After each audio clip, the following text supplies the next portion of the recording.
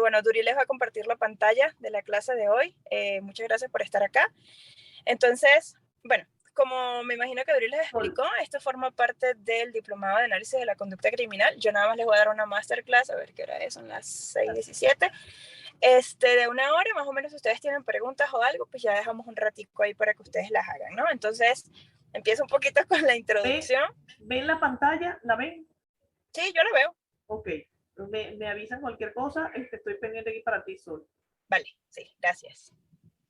Pues bueno, chicos, a ver, cuando nosotros estamos hablando de psicología criminal y de todo esto, siempre salta dos dudas, ¿no? Esto de cuál es la diferencia, la primera duda sería cuál es la diferencia entre los criminales y la diferencia entre nosotros los que no somos criminales, espero por ahí que no haya ningún criminal, y las conductas desadaptativas, ¿no? O las personalidades desadaptativas. ¿Cuál es la diferencia entre una personalidad desadaptativa y una personalidad criminal? ¿O cómo se forma? Entonces esto es lo que vamos a ver un poco hoy. Duri.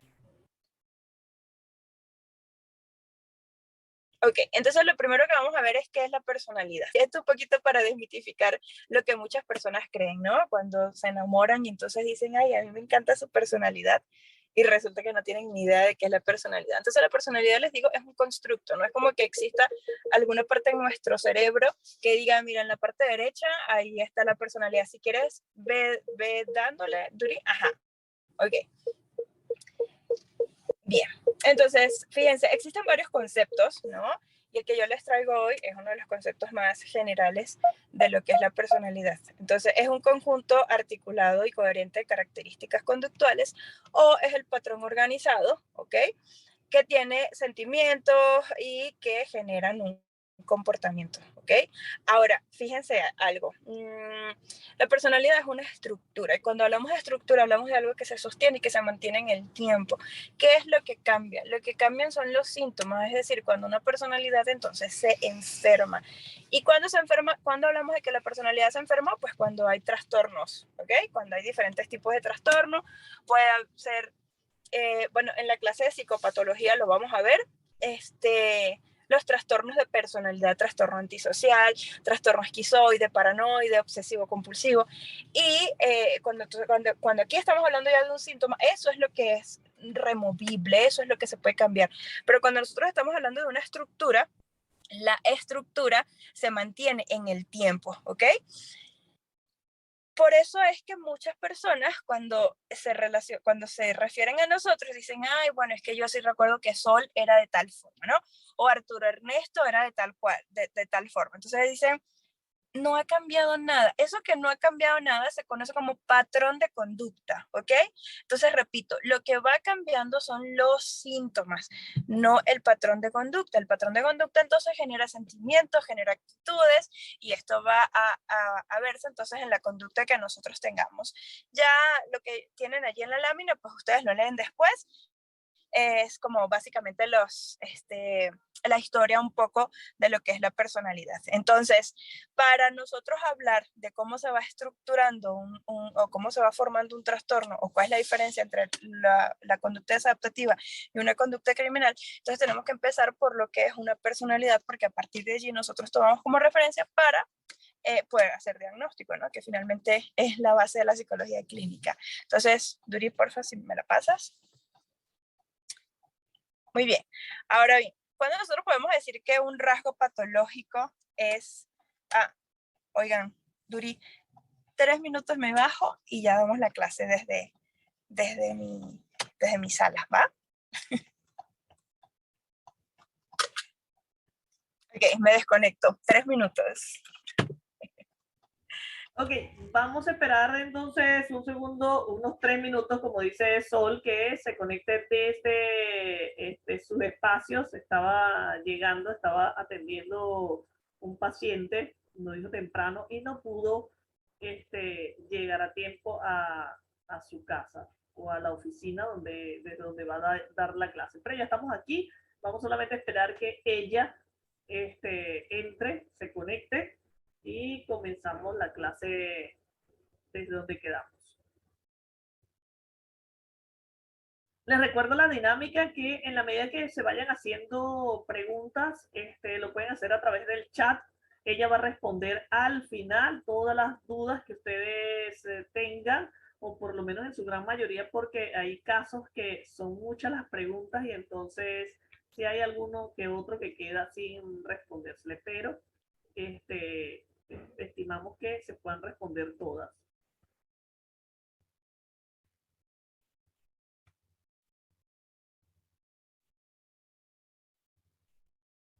Ya Francisco ya está bien activo, ya vamos a ir, bueno, ya va a ir Sol respondiendo esas preguntas, esas dudas que se van teniendo. Vamos a esperar solamente unos minutitos mientras Sol se conecta. Y Verónica levantó. Verónica escribe porque hoy, como la dinámica es tan rápida, no abrimos los audios, pero por el chat puedes hacer todas tus preguntas. Ahí tranquilamente te vamos a responder. Es que a veces abrimos los audios y las preguntas no son concretas, entonces no le dan la oportunidad a otro participante. Por eso es que lo hacemos a través del chat escrito. Saludos de El Salvador, Francisco, gracias licenciada Verónica, saludos de Venezuela, saludos, qué bueno. Qué bueno que se puedan conectar desde Venezuela porque sabemos que está bastante mala conexión. Ayer la comisario Griselda tenía una clase bien interesante y perdimos un poquito la conexión con ella porque se escuchaba un poco mal. Espero que les hayan enviado sus administradores de grupo el enlace de la clase completa. Es una clase que dura más de 1 hora. Ella ayer estaba tratando de resumirlo lo más que se podía en una masterclass, pero una clase que es más larga. Espero que les hayan enviado sus enlaces y si no es así, me lo van comunicando que yo les hago llegar a los administradores de grupos para que ustedes puedan tener la clase del día de ayer. Buenas noches, Cristian Barrero desde Bogotá, excelente. Francisco desde República Dominicana. Francisco siempre está atento y activo a las masterclass de CCEPA Casi, excelente. Voy a mirar por acá a ver si Sol ya está conectada o se va a conectar.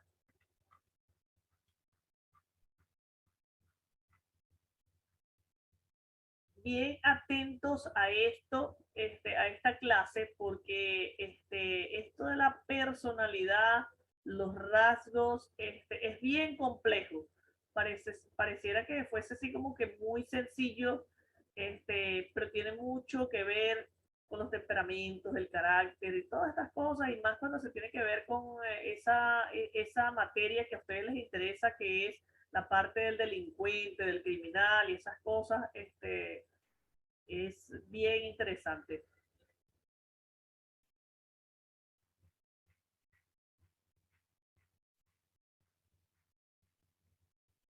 Vamos a esperar unos minutitos mientras Sol termina de conectarse, yo les voy hablando un poquito acerca de lo que es vamos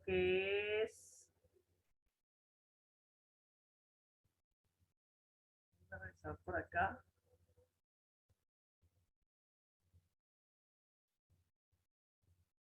Que son nuestros diplomados, para que ustedes puedan entender un poquito lo que vieron en el video. La masterclass del día de hoy es el módulo 1 de análisis de la conducta criminal. Llevamos 3 masterclass de psicología criminal. La de hoy pertenece al módulo de análisis de la conducta criminal en el módulo 1. Es la primera clase síncrona que estamos viendo el día de hoy.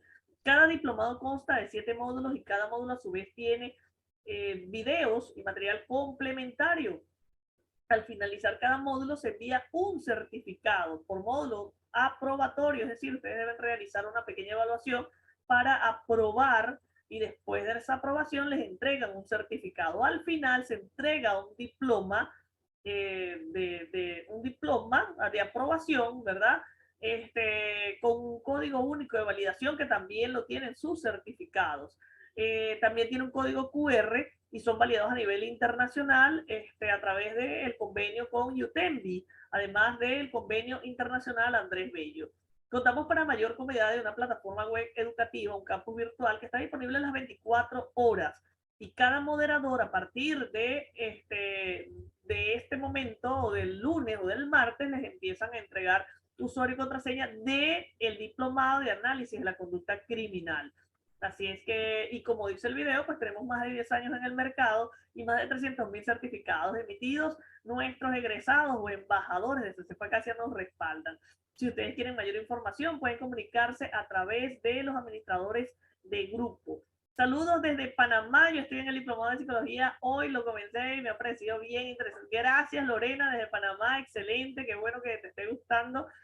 Javier desde Cuba presente, yo llevo 5 diplomados con ustedes y siempre los recomiendo. Gracias Javier y sabemos que siempre estás aquí presente con nosotros. Recuerden que todas las semanas tenemos masterclass, todas las semanas, escúchese bien, desde los viernes, ya iba a decir desde los miércoles, no, desde los viernes, sábados y domingos, viernes 6 de la tarde, sábado 7 de la noche, y los domingos a las 6 de la tarde. El día de mañana vamos a tener una clase con el doctor Fabio Bendaño. La clase de la semana pasada estuvo súper interesante.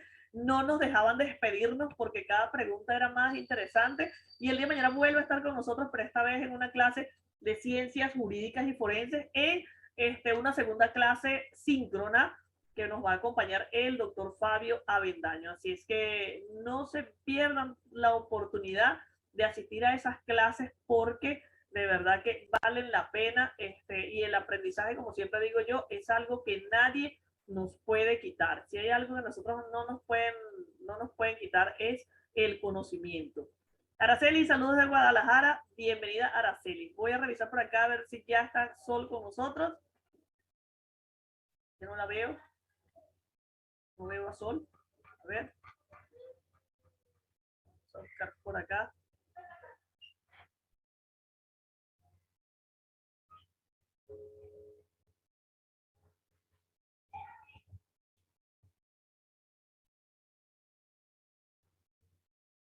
Un momento, por favor, para ver si tengo a Sol en línea.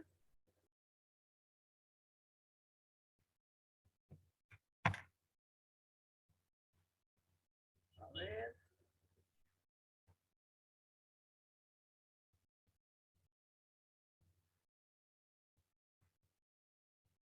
A ver por acá.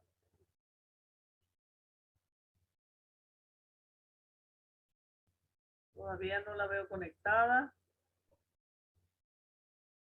Vamos a esperar. Ya está la profesora. Ah, ya está la profesora, dice Arturo. A ver, Arturo, pero no la veo. Ah, ya la vi. Ya la vi, ya la vi. Perdón, Sol, no te veía. Estaba buscando en los nombres y no te encontraba. Ahora sí. Ya está aquí. Gracias, Arturo.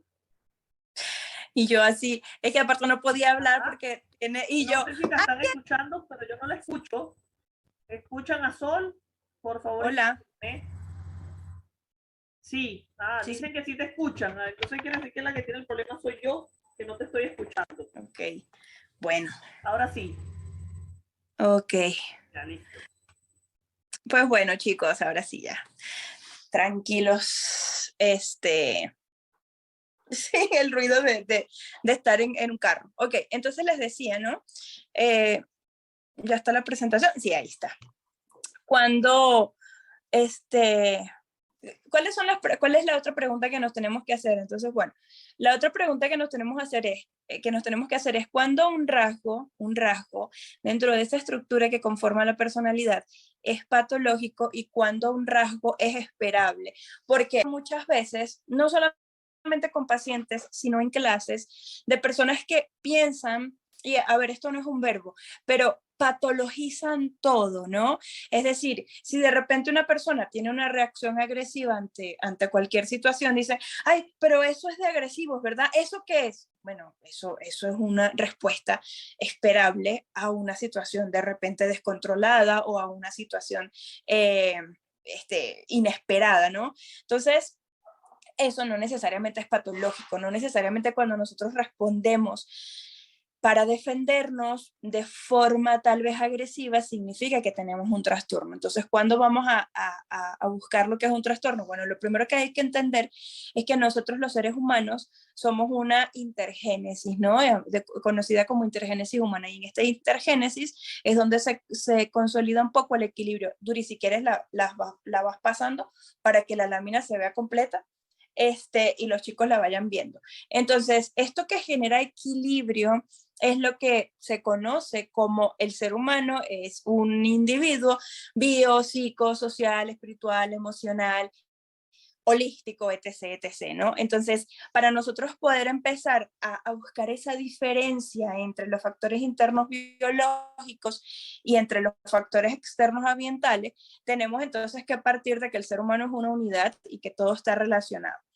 ¿Qué pasa con la personalidad entonces? La personalidad es un conjunto de patrones, como ya les dije, pero no solamente un conjunto de patrones, sino que también estos patrones, hay muchos que son hereditarios o biológicos, los vamos a conocer en psicología criminal como los que son constitucionales, es la palabra, y los factores externos ambientales, ¿ok? Entonces, para explicarles un poquito como que tengan una idea. Nosotros tenemos temperamento y tenemos carácter, y me imagino que muchos de ustedes lo han escuchado, ¿no? Entonces, el temperamento es con lo que nosotros nacemos. Existen 4 tipos de temperamentos, esto desde la época de Hipócrates, que fue quien empezó a hacer estudios en el cuerpo de los humanos y empezó, bueno, con el cuerpo de los hombres, pues, y empezó a darse cuenta que había muchos que nacían con situaciones similares. Entonces, bueno, él lo llamó en un principio eh, hipótesis humoral, así se llamaba, ¿no? Y luego empezó a ser conocido como temperamento. Entonces tenemos 4 tipos de temperamento: flemático, colérico, sanguíneo y ¿cuál es el otro? Melancólico.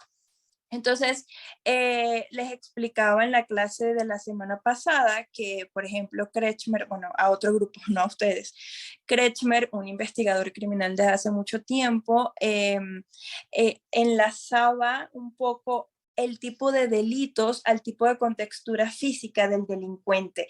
Entonces, él decía que los delincuentes, por ejemplo, delgados y altos, eran propensos al hurto y al robo, y él llamaba a estas personas leptosómicos, pero no solamente se enfocaba en su parte física, sino también en su parte temperamental. Entonces, digamos que estos estudios se vienen haciendo desde hace siglos, ¿no? Entonces, los factores internos biológicos es todo lo heredable, ¿ok? Todo lo que nosotros ya traemos al nacer. Y los que son padres acá sabrán que de repente cuando tienen hijos, cuando ya tienen 2 o 3 hijos, los hijos empiezan a reaccionar distinto independientemente que papá y mamá sigan siendo los mismos, ¿no? De repente el niño Juanito que nació primero es súper distinto al niño Pablito que nació después. Dice, pero ¿por qué serán tan diferentes? Bueno, es precisamente por estos aportes que traen los niños al nacer, que traemos todos al nacer, y que se llama temperamento, ¿no? Aparte del temperamento, entonces tenemos esto que llamamos los factores externos ambientales. Los factores externos ambientales, ¿ok? Son todo lo que nosotros vamos aprendiendo de las personas de nuestra crianza, que en terapia sistémica se les conoce como nuestros principales referentes familiares, ¿ok? Entonces, fíjense que del 100% de palabras que los padres dicen a sus hijos, ¿ok? Son captadas un 5%. ¿Por qué? Porque el 95% restante los niños lo aprenden a través del comportamiento. Por eso es que es tan importante, no solamente a los que son padres, sino nosotros como, voy a decirlo de una forma que manejamos a veces en terapia lúdica, ¿no? Como monitores. Nosotros somos de alguna forma monitores de los niños, de los adolescentes. Entonces, fíjense qué curioso, del 100% de las palabras que dicen los padres, solo el 5% se capta desde lo discursivo. ¿Por qué? Porque el 95% restante se empieza a introyectar a partir del comportamiento, es decir, de lo que el niño va viendo. Esto en aprendizaje social se conoció como aprendizaje vicario, es decir, aprendo con relación a lo que los demás hacen. Entonces, bien, esto es la evolución un poco de la personalidad, ¿no? Esto es, digamos, la parte normal o funcional, ¿no? Doris, pásame la lámina, por favor. Y si quieres la pasas completa porque la señorita Sol pone 500 animaciones. Lo que pasa es que yo la pongo porque mientras voy explicando le voy dando misterio a la cosa, pero como ahorita no tengo el poder, entonces me siento un poco como, me pongo ansiosa. Ok, ahora sí, ¿cómo saber si alguien tiene un trastorno psicológico y otra persona no? Entonces, lo primero que debemos tomar en cuenta es que para nosotros decir que alguien tiene un trastorno, que tiene un rasgo patológico, esta persona debe mostrarnos un desajuste adaptativo, es decir, no se adapta a ninguna circunstancia, no se adapta a la escuela, no se adapta a la universidad, no se adapta a la esposa, a los hijos, al rol de padre, al rol de trabajador. Hay un desajuste en distintas áreas de la vida del sujeto, a nivel social, a nivel personal, ¿ok? Eso se le conoce como desajuste adaptativo. Dos, para considerarse un trastorno, este debe afectar la vida regular de la persona, porque, por ejemplo, si estamos hablando del trastorno obsesivo, ¿ok? La persona deja de hacer muchas cosas por los rituales que trae por sí solo el trastorno obsesivo compulsivo. ¿A qué me refiero con rituales? Lo que el obsesivo no puede dejar de hacer. Regresarse varias veces por las llaves de la casa, regresarse varias veces a desconectar la plancha de la casa. Entonces, eso interfiere en la vida del obsesivo. ¿Por qué? Porque de repente llega tarde a los lugares, porque de repente está ansioso en el trabajo pensando que dejó la llave abierta, el gas abierto, ¿ok? Entonces, para considerarse un trastorno, estos rasgos, estos síntomas de la persona deben afectar su vida regular, ¿ok?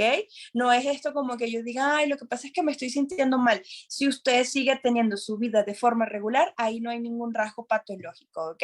Ahí de repente hay un malestar y son situaciones distintas. Y lo tercero, pues nosotros también tenemos que ver que cuando vamos a analizar a una persona para saber si tiene un rasgo psicopatológico o una conducta patológica, tenemos que ver la influencia cultural y social del momento histórico donde se encuentra esta persona. Entonces, por eso les pongo acá estas tres bolitas, ¿no? No es lo mismo un trastorno de ansiedad generalizado en el 2018 a un trastorno de ansiedad generalizado a partir de lo del COVID-19, a partir del confinamiento y a partir de los duelos que se dieron producto del COVID-19. Y lo sabemos, ¿no? Hubo muchas personas que perdieron a sus seres queridos y que no pudieron darle un cierre a la situación porque no se los permitían, ¿no? Porque pues negaron el acceso a los velorios, a los entierros. Entonces las personas lo que hicieron fue eh, suplir ese duelo por otro rasgo patológico, en este caso, ¿por cuál? Por la ansiedad, ¿no? Entonces, para nosotros decir si un rasgo es patológico, debemos entonces ver qué forma esta persona se está desadaptando en vez de adaptarse, qué áreas de su vida está afectando este síntoma y tres, cuál es el momento histórico, no solamente social, sino personal. Un momento histórico personal puede ser, bueno, hubo una mudanza, hubo una migración, hubo un embarazo no deseado. Entonces ahí el momento histórico es personal, no social. ¿Ok? Entonces, ¿qué es lo que nos dice la teoría? Que esta serie de factores, ¿ok? Todos dentro de la cultura, dentro de lo social, van a afectar de una u otra forma la vida de la persona, ¿ok? Entonces, ya en este punto estamos hablando de que tanto esta persona que es delincuente como nosotros tiene un mismo desarrollo. Ahora, lo que va a cambiar, y ojo con esto, lo que va a cambiar es la relación de nosotros frente a la situación, ¿ok? La relación que tengo yo con el conflicto. Ejemplo,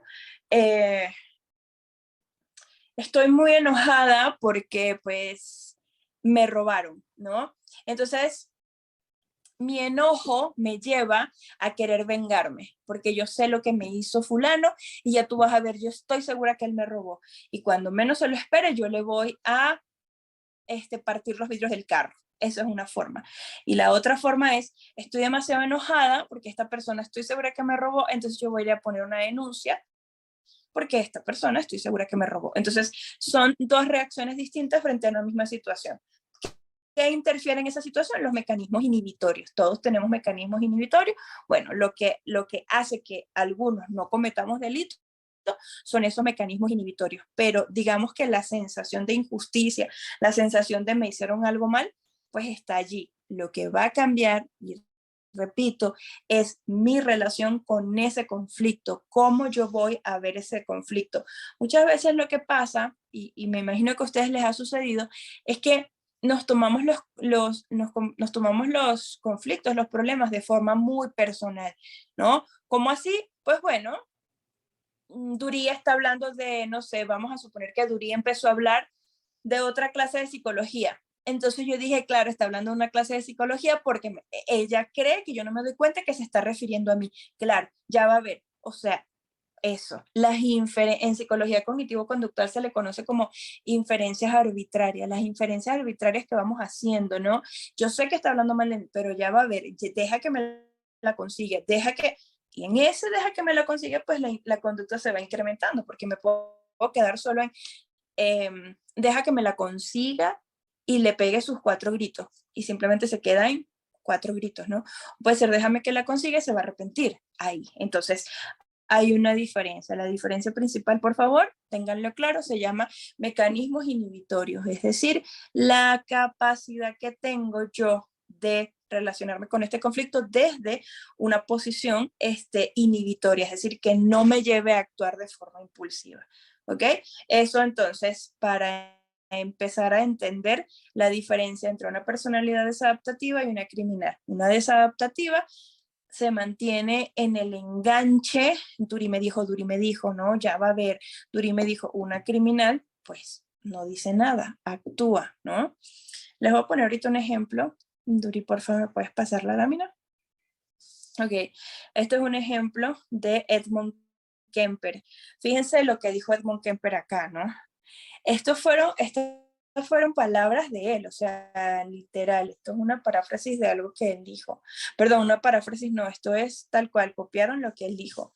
Dijo, siento que esto que voy a decir suene muy frío, pero yo necesitaba tener un tipo particular de experiencia con una persona y para poseerla de la forma que yo quería, tenía que extraerla de su cuerpo. Edmund Kemper, para explicar un poco por qué mataba personas.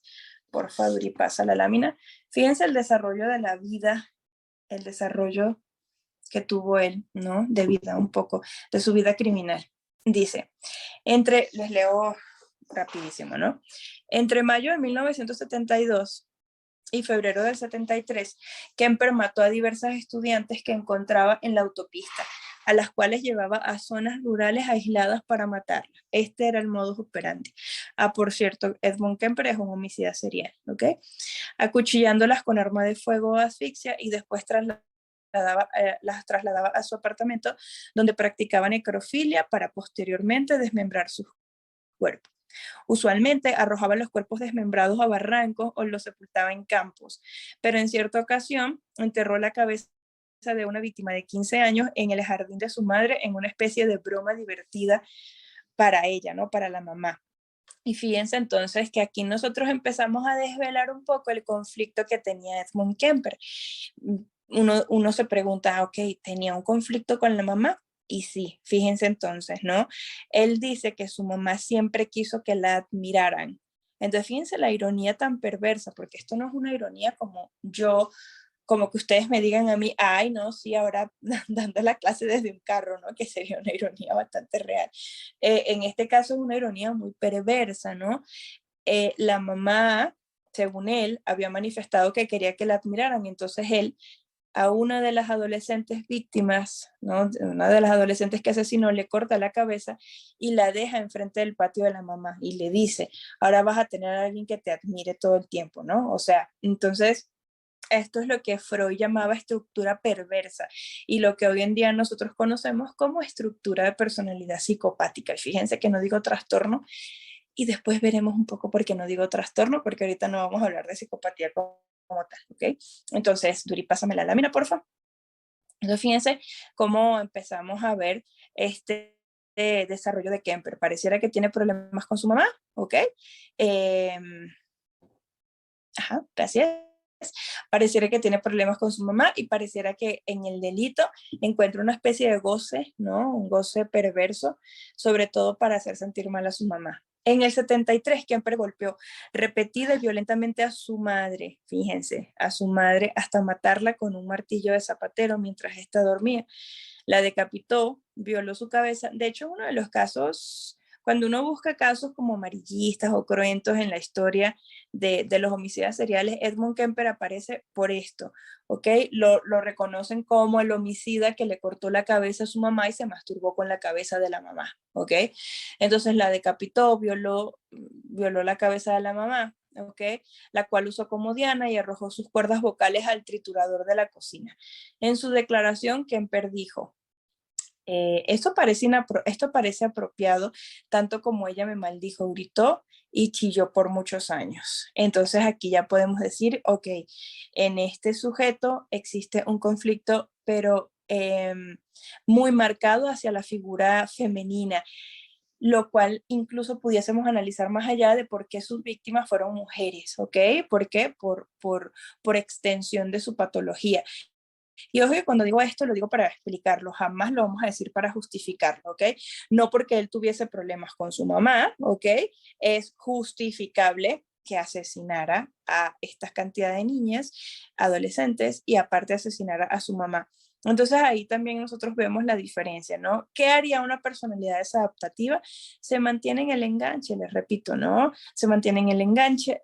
Hay una palabra que me gusta que es rumiación. Se mantiene en la rumiación, ¿no? De mi mamá me molesta, ¿qué voy a hacer?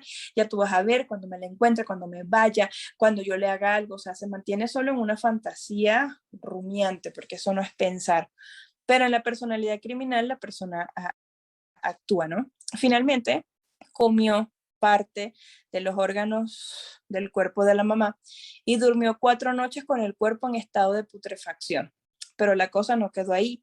Invitó a casa a una de las mejores amigas de su madre, ajena de lo que había ocurrido, y la estranguló. Es decir, no va a quedar nada vivo de su mamá, ni siquiera esta mejor amiga. ¿Okay? Se dirigió hacia el este, sin escuchar en la radio ninguna noticia sobre sus asesinatos. Esto es bien curioso porque cómo dan con Kemper, cómo se dan cuenta que él es el homicida de las colegialas, bueno, o el asesino de las colegialas, pues justamente por este último párrafo. Se dirigió con el coche hacia el este, sin escuchar en la radio ninguna noticia sobre sus asesinatos. Desilusionado, frenó y llamó a la policía para confesar que él era el asesino de las colegialas. Les confesó qué había hecho y dónde podían encontrarle, además de reconocer su necrofilia y su canibalismo. Recuerden, necrofilia es tener sexo con cadáveres y el canibalismo, pues comerse a sus víctimas. Entonces, cuando Kemper, y esta parte es muy narcisista, ¿no? Narcisista, maquiavélica, psicopática, por supuesto, toda la triada oscura de personalidad.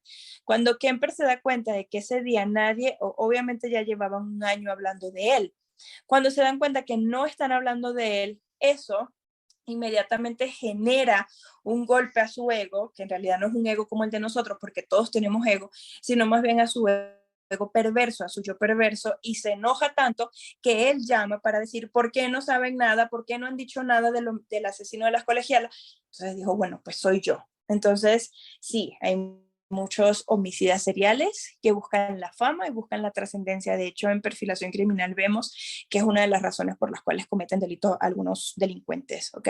Por esta necesidad de trascender, así sea de este lado tan oscuro de la sociedad. Duri, por favor, pásame la lámina. Durante su juicio, ¿ok? Alegó locura, aunque fue hallado culpable de 8 cargos de asesinato.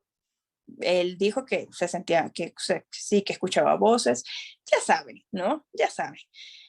Lo que por lo general han dicho siempre los delincuentes, ¿no? Que una voz de más allá les dijo tal cosa, ¿no? Porque quieren parecer locos, porque los que parecen locos los mandan a un psiquiátrico y no a la cárcel. La mayoría de los delincuentes prefieren los psiquiátricos que las cárceles. Digamos que los psiquiátricos son menos crueles, ¿ok? Entonces, bueno, pidió la pena capital, pero al estar suspendida en Estados Unidos en ese momento recibió la cadena perpetua. Actualmente es uno de los presos de la prisión estatal de Vacaville. Sobre este caso, yo les pongo acá unas preguntas. Las preguntas son como, imagínense que para que ustedes las dejan allí, ¿no? ¿Qué rasgos de personalidad normales y patológicos logramos detectar en el caso de Edmund Kemper? ¿Qué características compartes tú o algún conocido con Edmund Kemper? ¿Y qué preguntas realizarías para constatar o descartar un trastorno mental o un trastorno de personalidad? Yo les pongo estas preguntas porque esta, en efecto son las preguntas que nosotros nos hacemos cuando estamos trabajando con este tipo de delincuentes, ¿ok? No es hacernos preguntas tipo básicas, ¿te arrepientes de lo que hiciste? ¿Cómo te relacionas con lo que hiciste? Sino hacernos preguntas un poco más profundas. Entonces, fíjense, se las voy a responder, ¿no? ¿Qué rasgos de personalidad normales y patológicos se logran detectar? Normales, pues todos tenemos, bueno, la mayoría hemos tenido problemas con la figura materna, ¿no? Hemos tenido problemas con nuestras figuras parentales, nuestro papá, nuestra mamá. Todos en algún caso incluso hemos querido irnos de casa, ¿no? Y decir, esto no funciona. Todos incluso si tienen mayor capacidad para manejar la culpa, dicen, el otro día escuchaba un webinar y una chica dijo, amo a mi mamá ahorita que ya ha hecho mucha terapia, pero si me dieran a elegir, no la hubiese elegido a ella. Imagínense que su mamá lo estuviese escuchando. O lo que pasó en ese webinar, que la gente se sorprendió, la gente así de, ¡ah! ¿Cómo va a ser posible? Entonces, hay que normalizar eso, ¿no? Hay que normalizar que hay padres que no están listos para tener hijos y le hacen la vida de cuadritos a los hijos. Entonces, eso sería un rasgo de personalidad normal que se puede detectar en Kemper. Tenía una relación muy desfavorable y muy negativa con su mamá. Ahora, ¿cuáles son los rasgos patológicos? Pues bueno, tenemos el narcisismo, canibalismo, obviamente, en la necrofilia, tenemos por supuesto lo antisocial, porque era un antisocial. Entonces vamos nosotros trayendo estos síntomas o estos síntomas por un lado y estos rasgos de personalidad por otro lado, ¿no?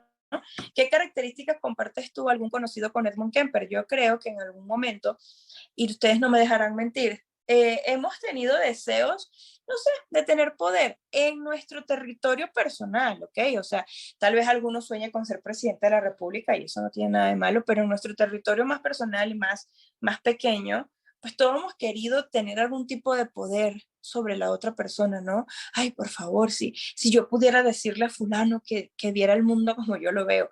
Entonces, sí, en algunos momentos nosotros también pudiésemos llegar a tener esos deseos, muy grandes de tener poder o de querer dominar a los demás, ¿no? Cuando las personas les dan cargos de poder, la verdad es que sí se disocian muchísimo, se alienan muchísimo del cargo y se olvidan un poco de quiénes han sido, ¿no? Pero bueno, esto tal vez lo tengamos similar a Edmund Kemper, ¿no? Que forma parte, como les decía, de la estructura de personalidad que todavía es regular. Tal vez tenga algunas nociones desadaptativas, pero es regular, es funcional. Y bueno, lo último, ¿qué preguntas realizarías para constatar o no un trastorno mental o un trastorno de personalidad? Eso tal vez lo veremos en psicopatología cuando ustedes aprendan a ver, pues, cómo se hace una entrevista para determinar si hay enfermedad mental. Pero bueno, por lo pronto, eso sería lo referido a Edmund Kemper en cuanto a este desarrollo, ¿no? Ajá, pásame esa lámina, porfa, Dori, pasa esa, porque esa lo puse aquí. Ahora bien, esto hablamos entonces de personalidad criminal y acabamos de ver una personalidad criminal bastante densa, bastante cruenta, ¿no? Ahora ustedes me dirán, ay, sí, pero entonces una personalidad desadaptativa es que no está adaptada y ya, o sea, no, por supuesto que no, también tenemos nosotros una teoría para empezar a englobar en dónde, para englobar, mejor dicho, en dónde están las personalidades desadaptativas, dónde se pueden ver, ¿no? Entonces, bueno, acá, como vamos a hablar de Einstein ahorita, que es un autor que a mí me gusta muchísimo dentro de la psicología, la personalidad, como él la definió, pues fíjense lo que dijo, no lo voy a leer todo, ¿ok? Pero fíjense lo que está subrayado y lo que está en negrita. Adaptación, voluntad, emoción e inteligencia, ¿ok? Esto, por supuesto, aunado al físico, a la constitución corporal y a los temperamentos, al carácter. Pero fíjense, entonces la personalidad es una organización más o menos estable, porque les repito, puede o no puede cambiar, ¿ok? Que determina entonces su adaptación al ambiente. Entonces, repito, adaptación, voluntad, emoción e inteligencia. Es lo que conforma una personalidad. Así que cuando ustedes digan estoy enamorada de Felipe porque Felipe me encanta su personalidad, que sea, bueno, ¿y qué es lo que te gusta de su personalidad?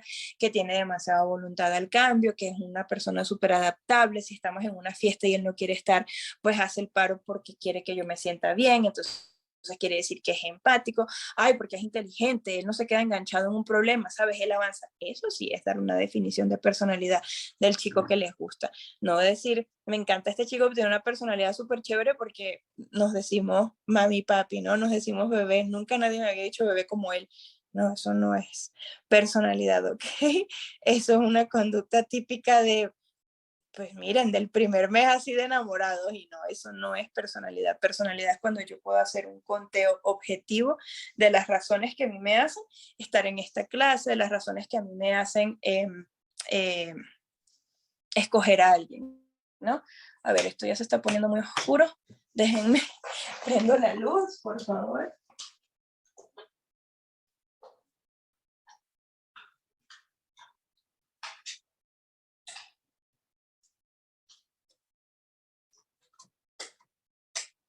Muy bien, ahora sí ya. Ok, entonces, pero pues obviamente tiene sus nombres, ¿no? No solamente queda acá. Entonces, para Eysenck, ¿ok? Y si quieres pasar la lámina, Duri. Para Eysenck, los rasgos de personalidad son factores que nos ponen en disposición a hacer algo. Y estos rasgos disposicionales, como los llamó él, ¿ok? Generan tres tipos de conductas y estas son los tres tipos de conducta que sí nosotros vamos a asociar a nosotros. Vamos a suponer pues que ustedes están viendo que no tienen una personalidad criminal, que no tienen una personalidad patológica, pero que tienen algunas cositas que de pronto los hacen sentir desajustados o los hacen sentir como fuera de contexto, ¿no? Entonces Einstein dijo, ok, si no son delincuentes, entonces quieres decir que están en alguno de estos tres modelos que él presentó. Entonces, para Einstein, repito, un rasgo era un factor disposicional, ¿ok? Que incidía en la conducta que nosotros íbamos a tener, ¿ok? Entonces, la teoría de personalidad de él está centrada en el rasgo y es una teoría dimensional. Un rasgo es el mismo aunque estemos en diferentes situaciones y lo sabemos. Vamos a poner un rasgo, ejemplo, la tranquilidad, ¿no? La calma, vamos a llamar. Bueno, entonces nosotros decimos que, a ver, déjame buscar aquí un nombre, ok, Flor o Jesús, ¿no? Que veo que tienen ahí su camarita prendida. Flor Contreras y Jesús Guzmán tienen un rasgo de, Flor es ansiosa, como rasgo, no como patología, ¿no? A mí me dice que sí. Que no soy adivina, ¿eh? No soy adivina. Y que, es que tienes cara de ansiosa. No, no es cierto, no es cierto. Pero bueno, vamos a suponerlo. Yo voy a seguir diciendo que es una suposición, Flor, para que no te delates. O sea, vamos a suponer que Flor tiene un rasgo ansioso y Jesús tiene un rasgo obsesivo, ¿no? Entonces, Jesús va a decir, Jesús, ¿qué te parece si nos vamos de viaje, ¿no? Y llegamos al aeropuerto, no sé, a las 3. ¿A qué hora es el viaje? El viaje es a las 4. No, hay que estar a las 2 de la tarde, porque no hay que perder el vuelo, porque entonces de repente viene Flor y desde su rasgo de ansiedad, pues, no sé, amanece desde el día anterior, ¿no? Está desde el día anterior en el aeropuerto porque pues ella no puede permitir perder el vuelo. Ok, esto en una situación de vuelo, pero ahora vamos a ponerlo en una relación de pareja. Entonces viene este chico, le dice sí, ya voy, y Flor empieza, pero ¿será que sí va a venir? ¿Pero será que sí le gusto? Pero ¿y si no le gusto y en realidad está pensando que yo soy, no, ¿sabes qué? Fíjense, es una situación distinta, pero el rasgo se mantiene, es lo que decía Einstein, ¿no? Igual entonces dice Jesús, oye, ¿y qué tal si mejor me baño antes de verla? Y entonces la llamo, entonces prioriza todo así en orden tal cual como los obsesivos, ¿no? Entonces, un rasgo, dice él, es el mismo, aunque estemos en diferentes situaciones. Esto en personas que no somos criminales, ¿ok? Pásame la lámina, por favor.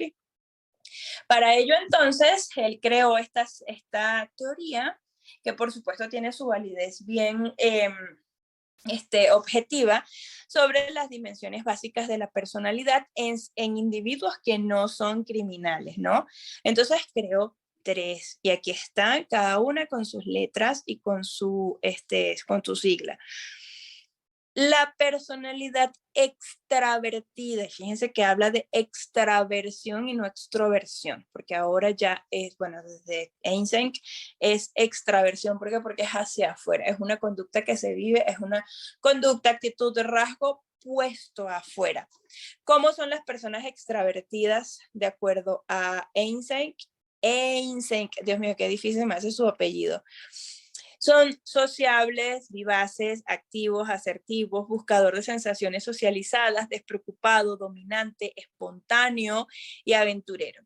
Entonces, el extravertido no es una persona que tenga un rasgo patológico, pero a veces las personas no toleran a un extravertido. ¿Por qué? Porque siempre está hablando, siempre está en la emoción, ¿no? Siempre está por acá, siempre está por allá. Entonces, ay, no, es que viene por ahí fulano y la verdad es que me deja sin energía. Y allí es cuando las personas empiezan a confundir que puede ser alguien con un trastorno o alguien con algún signo, ¿no? Patológico. Y es cuando Eysenck nos dice, no, claro que no, forma parte de su estructura extravertida, que no es patológica. Ah, ok. Entonces, aquí ya le estamos poniendo un nombre a la conducta sin caer en la conducta criminal o en la patológica. Hay un segundo tipo de conducta, ¿ok?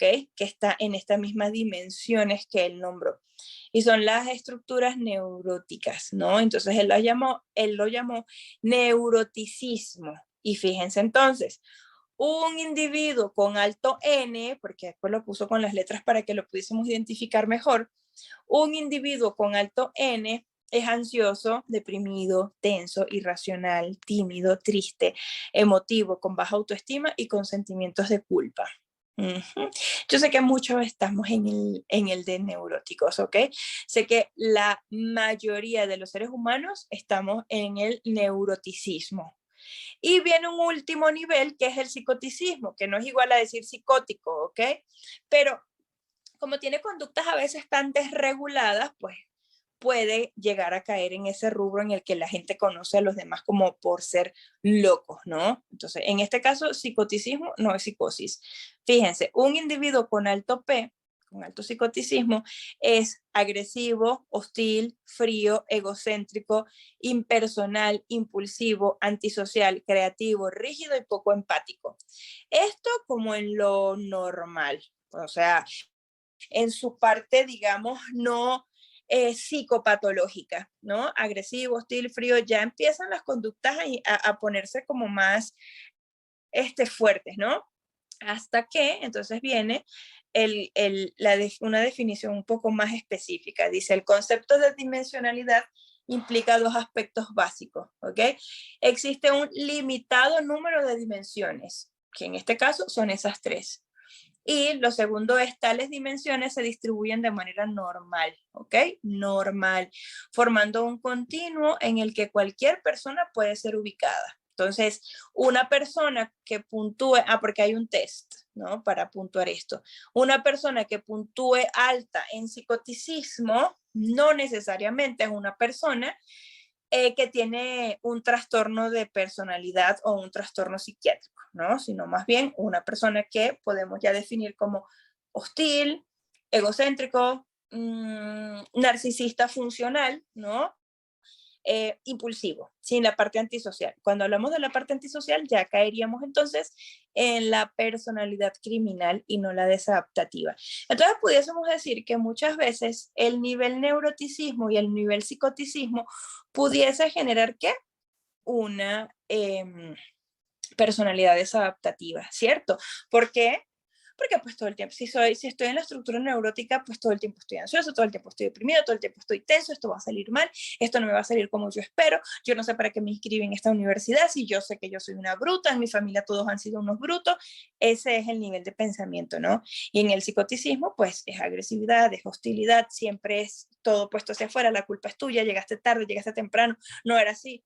Entonces, en este modelo, repito, todavía la personalidad sigue siendo desadaptativa, no criminal, ¿ok? Y desadaptativa, ¿por qué? Porque pues obviamente si yo estoy ansiosa por tres cosas, tres situaciones que no han llegado o que me dejaron en desventaja, pues yo voy a estar molestando a las personas que están a mi alrededor. Entonces, por eso es desadaptativa, ¿ok? Pero no llega a ser criminal. Y es lo que quiero, por favor, que logren entender en esta masterclass, ¿no? Podemos tener una estructura neurótica, podemos tener una estructura extravertida o ubicada en el psicoticismo sin caer en la criminalidad. Que, ojo, no por ser desadaptativo y no criminal, quiere decir que no lo lleven a terapia o que no lo lleven a alguna forma de que manejen esas actitudes neuróticas o esas actitudes dentro del psicoticismo, ¿no? Y está bien, yo tengo ahorita tengo un paciente que llegó y me dijo, o sea, ahorita en esta época, yo necesito venir a terapia porque no sé manejar mis emociones y soy demasiado agresivo y soy demasiado violento, termino gritándole a mi hija, termino gritándole a mi esposa y después me siento súper mal. Bueno, esa parte que tiene mucho de la última estructura allí del psicoticismo se está empezando como a regular a partir de esta autoconciencia en donde dice, no le quiero seguir gritando a mi familia, les hago daño, ¿ok? Entonces, estas serían entonces las dimensiones básicas de personalidad según EINSEC para hablar de personalidades desadaptativas. Y fíjense que no toca lo criminal, ¿ok? Ajá.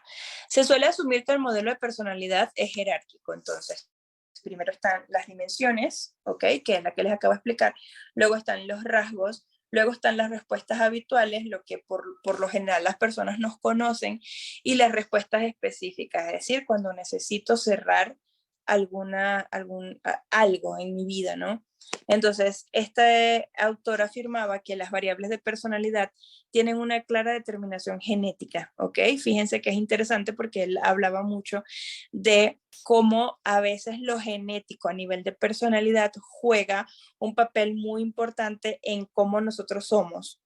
Léanse por favor un poco sobre la epigenética, ¿ok? La epigenética nos dice que nuestro cuerpo, nuestro cerebro, tiene de alguna forma una memoria, bueno, Freud ya lo había llamado ante huellas némicas, tiene una memoria corporal, una memoria simbólica, y que entonces cuando ha habido guerras y las familias son afectadas por la guerra, los nietos, los bisnietos empiezan a desarrollar tal vez conductas ansiosas, conductas fóbicas y no debería, pero es así. Entonces, este es así fue lo que hizo que EINSEC pensara, entonces debe haber algo genético en la formación de esta personalidad.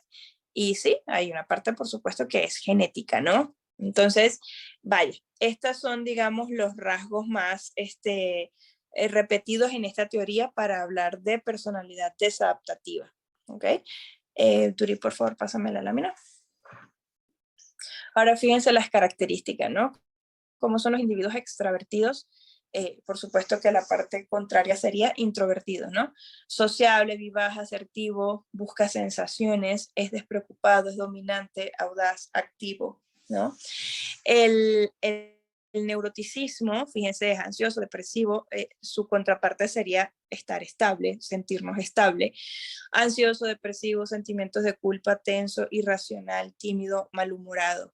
¿Ok? Se parece mucho de repente a nosotros el neurótico. Y bueno, el psicoticismo se parece a otros también, ¿no? Agresivo, frío, egocéntrico, impersonal, impulsivo, antisocial, creativo y duro. Y con esto de antisocial, tal vez nos está mostrando Einstein que muchas veces las estructuras de personalidad que de desadaptativa van a criminal están de este lado, es decir, del lado del psicoticismo y no del lado neurótico, ¿ok? Entonces los que nos relacionamos más con la extraversión, introversión o con el neuroticismo, estamos un poco más alejados de llegar a cometer un delito. Y digo estamos porque yo me considero también en la estructura neurótica. Los que están del lado del psicoticismo y no tienen este mecanismo inhibitorio, cuando pasa un carro, me raya mi carro y yo me bajo y le parto los vidrios, pues allí, ¿no? Es como, bueno, allí es donde pueden caer en en el delito. Entonces, la contraparte del psicoticismo sería ¿cuál? El control de impulsos. Fíjense que todo en el psicoticismo habla de impulso, ¿no? De no puedo frenar esta necesidad que tengo de dar un golpe, no puedo frenar esta necesidad que tengo de hablar y de decirle que todos van a chi, chi, chi, chi, ¿no? Y las montones de grosería. Entonces, los que están más relacionados para terminar en una conducta criminal siendo desadaptativos son los que están en el rubro del psicoticismo. Pásala, Duri, porfa. Ok, entonces fíjense, esta parte está bien interesante. Si quieres, pásala completa. Ah, todavía quedan unas flechitas. Ándale. Ok, fíjense. En la prueba que se hace, en el cuestionario que se hace para ver qué tipo de personalidad tiene, pueden la persona puntuar bajo en extraversión y alto en introversión, es decir, son una persona muy introvertida, ¿no? También puede darse el caso contrario. Fíjense entonces, los extravertidos tienen un bajo nivel de excitación cortical, por eso es que recuerden que el cortisol es lo que hace que nosotros reaccionemos de una forma adecuada ante eventos estresantes. Es decir, si ahorita alguien entra acá y yo no me lo espero, pues ¿qué hace mi cortisol? Se segrega para yo gritar y ponerme a salvo, ¿no? Entonces, cuando hay un bajo nivel de excitación cortical, pues la persona todo el tiempo está pensando que va a llegar alguien, ¿no? Entonces todo el tiempo estoy nerviosa, todo el tiempo estoy buscando a ver quién viene. Eso pasa con los extravertidos, ¿no? Entonces, por estos niveles bajos de excitación cortical, ellos buscan mucha excitación y buscan estimulación. Entonces, tienen necesidad de poner siempre afuera su emocionalidad, ya sea contándotelo o ya sea haciendo cosas como qué, cacería, disparar, bailar, o sea, siempre quiero estar haciendo, ¿no? Y todo lo que hago tiene que ir con relación a la acción, al movimiento. Estos son los extravertidos, ¿ok? Y los introvertidos pues se alejan de la excitación, tienen elevados niveles de excitación cortical, por eso es que están siempre como pendientes, pero desde una forma para poder controlarlo, ¿no? Y reaccionan con mayor fuerza a la estimulación sensorial.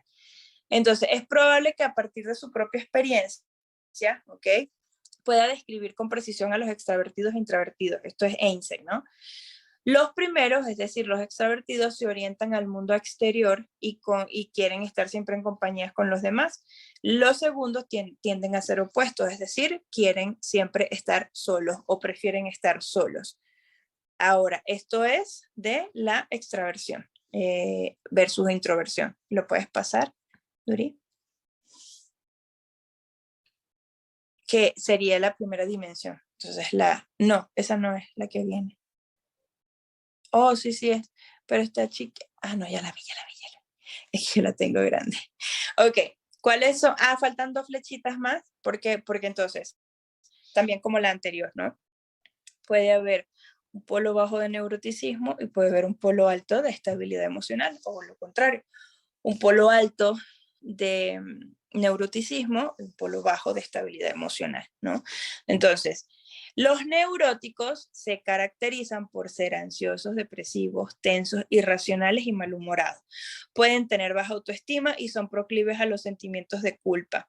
Eysenck sugirió que el neuroticismo es en gran medida heredado, ¿okay? Es un producto de la genética más que del aprendizaje o la experiencia. Se manifiesta en características tanto biológicas como conductuales que difieren de las personas en el extremo de estabilidad emocional de la dimensión del neuroticismo, ¿ok?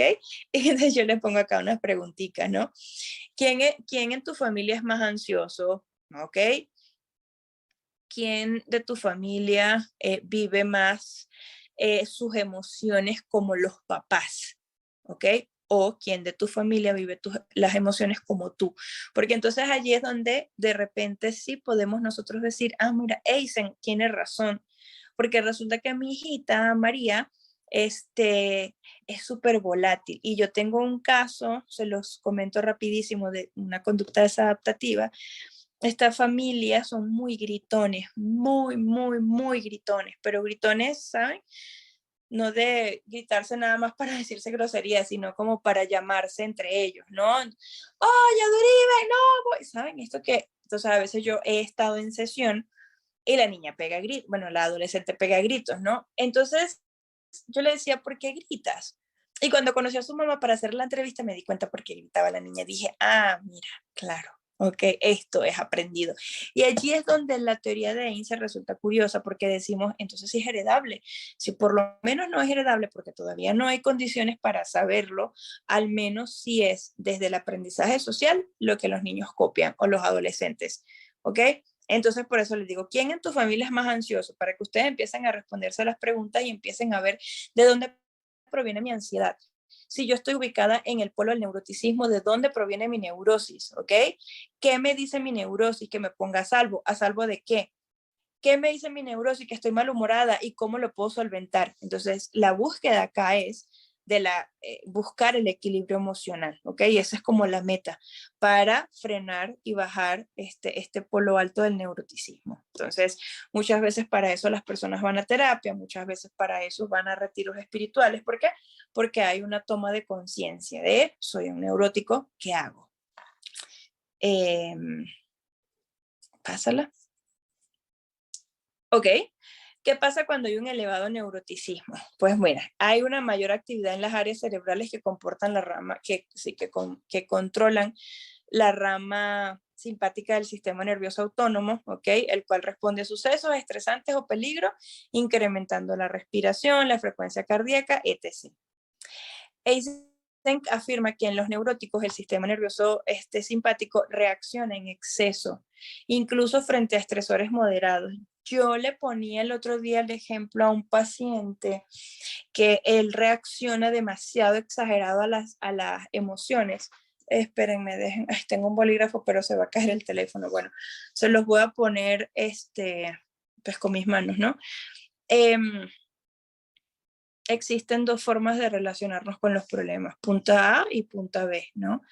Si ante todos los problemas chiquitos o grandes yo reacciono siempre desde la punta A o desde la punta B, hay todo un camino acá que se está quedando vacío. Voy a poner aquí la liga, ¿no? Entonces, si yo respondo siempre de este punto o de este punto, hay todo este recorrido que queda, que está pasando con las conductas que están acá, entre esta polaridad y esta, que no las estás contemplando, ¿no? Entonces yo le hacía a este paciente el símil de, vamos a imaginarnos que eres un termómetro, ¿no? Entonces un termómetro muy caliente está en 40 y pues alguien ya, qué sé yo, muerto estaría en 35, ¿no? Es decir, frío. Entonces, o responde muy frío o responde muy caliente. Y le digo, ¿qué pasaría si tú actuaras desde un 35, desde un 37, desde un 38? Allí entonces cuando nosotros vamos a buscar la estabilidad emocional para bajar ese neuroticismo, ¿ok? ¿Por qué? Porque no es lo mismo que nos quiten el puesto de estacionamiento donde nos íbamos a parar a que nos roben el carro. Entonces no podemos reaccionar de la misma forma ante diferentes eventos. ¿Por qué? Porque eso habla de que hay aquí elevado neuroticismo. Entonces, no es lo mismo que descubramos un mensaje de texto de una pareja, de nuestra pareja, diciendo una cosa bonita a otra chica, que encontrarlo besándose con una mujer. No es lo mismo. Entonces, ¿para qué y por qué yo voy a actuar de la misma forma? Hay que contemplar lo que hay entre ambas barreras, ¿ok? Entonces, Einstein afirmaba que en los neuróticos el sistema nervioso simpático reacciona en exceso, incluso frente a estresores moderados, que es lo que yo les estoy explicando ahorita, ¿no? Lo que resulta entonces en una hipersensibilidad crónica. Entonces, ante cualquier situación, yo siento que me están atacando, ¿no? O yo siento que me van a salir mal las cosas. A eso se refiere el elevado neuroticismo. Y el último, los neuróticos reaccionan de manera emocional frente a lo que otras personas considerarían insignificante, ¿ok? Esto es lo que hace una persona ubicada en el neuroticismo, digamos, básico de la dimensión de personalidad de Eysenck, que todavía no es criminal y que de hecho los neuróticos pocas veces son criminales, pero sí son desadaptativos. ¿Por qué? Porque genera un malestar en mí que me impide adaptarme a lo que me está pidiendo el contexto. Pásame la Duri, porfa. Ahora vamos con el psicoticismo, ¿no? Igual. puede haber un polo alto, ¿ok? Un polo bajo, un polo alto, un polo bajo. Entonces, el psicoticismo, ¿cuál sería la meta? Pues que la persona empiece a controlar sus impulsos, ¿sí? Entonces, las personas con una elevada puntuación en psicoticismo son agresivas, antisociales, duras, frías, egocéntricas, ya lo vimos. Además, la investigación demostró que son crueles, hostiles e insensibles a las necesidades y sentimientos de los demás. Paradójicamente, también pueden ser creativas. La evidencia que encontró Eysenck tiende a sugerir un importante componente genético. Como grupo, los hombres por lo general califican más alto que las mujeres en la dimensión de psicoticismo. Fíjense, luego andan diciéndonos histéricas, locas. Y miren que acá en el estudio de Einstein, los hombres puntuaron más alto que las mujeres. Así que las mujeres podemos ser histéricas, pero al menos no estamos en el rubro del psicoticismo. Entonces, aquí, chicos, aquí es donde tenemos el encuentro entonces de nuestra clase de hoy. El encuentro de cuando la personalidad deja de ser desadaptativa y empieza a ser criminal, que fíjense que no es lo mismo. Yo puedo ser neurótica desadaptativa, pero no soy delincuente. Entonces, ¿cuándo empieza a ser delictiva o perversa es la conducta? Solamente en el rubro de psicoticismo, que tiene que ver con el control de los impulsos, ¿ok? Eysenck incluso llegó a sugerir que el psicoticismo estaría más relacionado con las hormonas masculinas. Lo que pasa es que cuando Eysenck sugirió eso en los estudios que él estaba haciendo, pues obviamente era muy pesado asumir que los hombres podían tener más esa conducta que las mujeres, ¿no? Era como de, oye, ¿qué estás haciendo? Las mujeres también pueden estar allí. Entonces, bueno, él simplemente lo asomó como hipótesis, ¿no? Y fíjense que también especuló, y ya después el tiempo le dio la razón, que las personas que puntúen alto en las 3 dimensiones, es decir, extravertido, neurótico alto y psicótico alto, llegan a tener una conducta expresamente criminal, ¿ok? Pásamela, por favor. Eysenck, como les dije, trabajaba mucho con lo que es hereditable, con lo que es, perdón, hereditario, ¿no? Con esos rasgos que nosotros repetimos de repente de nuestra mamá o de nuestro papá. Entonces, para él, los rasgos y las dimensiones, las que acabamos de ver, neurótico, extravertido y psicoticismo, son determinados sobre todo por la herencia, aunque la evidencia empírica muestra un componente genético más fuerte para la extraversión y el neuroticismo que para el psicoticismo. Afortunadamente, y eso lo podemos ver, pues la relación de personas que no cometen delitos versus los que sí cometen delitos, ¿ok? Eysenck no descartó las influencias ambientales y situacionales de la personalidad, como las interacciones familiares en la niñez, pero creía que sus efectos en la personalidad eran limitados. Y sí, mucho tiempo después, cuando se hablaba de homicidas seriales, se empezó a entender que no todos provenían de hogares disfuncionales u hogares en donde no les habían dado amor, ¿no? Que era una teoría que se manejaba por muchísimo tiempo. Él dijo, mira, sí influye el cariño, por supuesto que sí, pero no es determinante. Entonces, aquí es donde empiezan a hablarse de las diferencias individuales, independientemente del hogar en donde vengas, ¿ok? Pásame la lámina, por favor. Y fíjense que una relación de los rasgos versus las respuestas emocionales sería la siguiente, me parece interesante, ¿no? Primero, halló que las personas con fobias y trastornos obsesivos compulsivos tendrían a ser introvertidos. Fíjense entonces lo que empieza a pasar, la relación de la dimensión empieza a tener una respuesta a nivel de patologías, ¿no?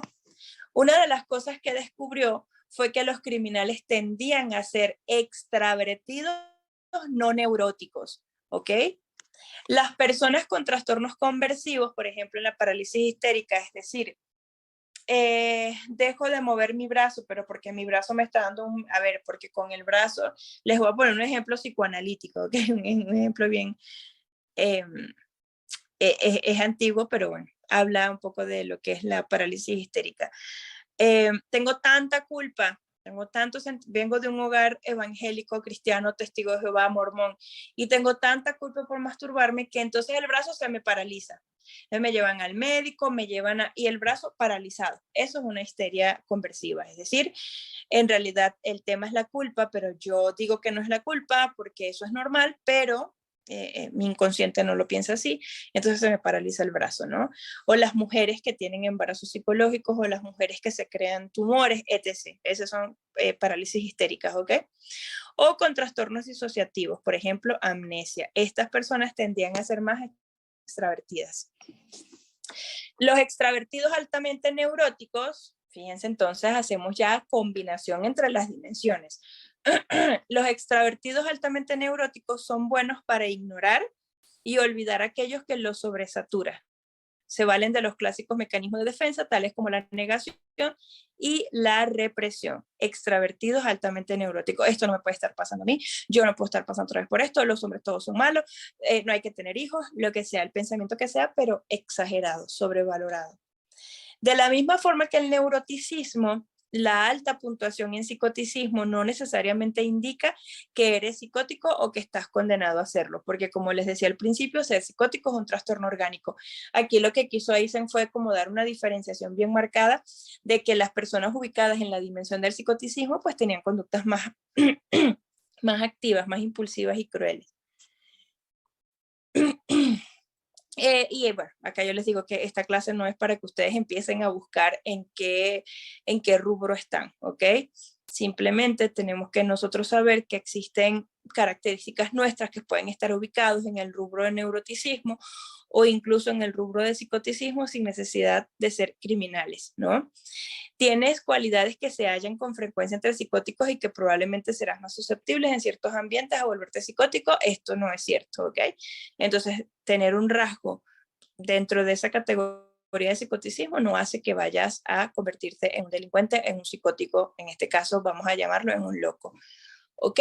Entonces, bueno, esas son algunas de las conclusiones a las que él llegó después de elaborar su teoría, que por supuesto hasta la fecha nosotros pues usamos porque me parece que es muy funcional y me parece que lo explica muy rápido sin necesidad nosotros de quedarnos en un rasgo, dos rasgos, tres rasgos. Las características es como muy puntual: extravertido, neurótico, psicoticismo, y luego las podemos ir mezclando con relación a las conductas que vayamos viendo de la persona. Y para terminar, pues así más o menos luce la prueba, el test, el cuestionario de personalidad de Eisen. ¿Para qué es este cuestionario de personalidad? Pues para evaluar en dónde está la persona ubicada, si en neuroticismo, extraversión o psicoticismo. Duri, pásame la lámina. Listo. Ok, ahí está. Entonces, ¿cómo se forma una personalidad desadaptativa y criminal? Pues ahí vimos un poquito la unión, el enlace entonces entre Kemper. Podemos decir, pues Kemper era extravertido, era neurótico, era psicótico, tenía de repente puntuación altas en los tres, no era extravertido, pero sí tenía, sí estaba involucrado en la dimensión del psicoticismo. Y bueno, terminó siendo un criminal. Entonces lo importante es nosotros determinar qué tipo de personalidad somos, ¿ok? Lo otro importante es normalizar ciertas conductas, ¿ok? No todo es, y les repito, esta palabra no existe, pero me encanta, no todo es patologizable, ¿ok? No porque yo hable rápido soy una maníaca, o no porque yo hable lento soy depresiva, no porque hoy me dieron ganas de llorar yo estoy deprimida y soy melancólica. Me dieron ganas de llorar porque me dieron ganas de llorar, o no porque yo ande muy feliz quiere decir que ando bipolar. No, ¿ok? Hay que normalizar también que somos seres emocionales, como les dije, somos una unidad, y en esta emocionalidad que nos estamos moviendo, podemos un día estar muy emocionados y al otro día no estar emocionados, ¿ok? Para eso, pues hay que ir a terapia, para eso, pues hay que leer también libros, ubicarnos como, oye, ¿qué está pasando conmigo? Hacer exámenes de autoconciencia, ¿saben? Y hay algo para terminar. El psicópata no se pregunta si él está bien o está mal, ¿ok? El psicópata no le pregunta, pues no le importa. El psicópata es así, le gusta ser así y no se está cuestionando, ay chicos, ¿por qué yo tendría un código de valores distinto? Porque a mí me encantará cosificar a las personas. O sea, el psicópata no anda preguntándose eso. Eso porque en alguna clase me preguntaron, ay, profe, ¿será que yo soy un psicópata? Le dije, no, si ya te estás haciendo la pregunta, no eres. El psicópata, a no ser que estés fingiendo acá y tal, pero el psicópata le encanta ser como es, entonces no se lo anda cuestionando, ¿ok? Entonces, pues bueno, chicos, esto grosso modo nuestra clase de hoy. Miren que todo terminó perfecto, a pesar de que empecé en un carro. Miren lo que es la virtualidad. Muchas gracias. Yo traté de salir a tiempo, pero bueno, me agarró el tráfico. Sin embargo, continuamos acá. Gracias a Dios, todo bien. Nos colaboró el internet. Le había mandado las láminas a Duri como para que todo estuviese bien y ustedes no se quedaran sin su clase.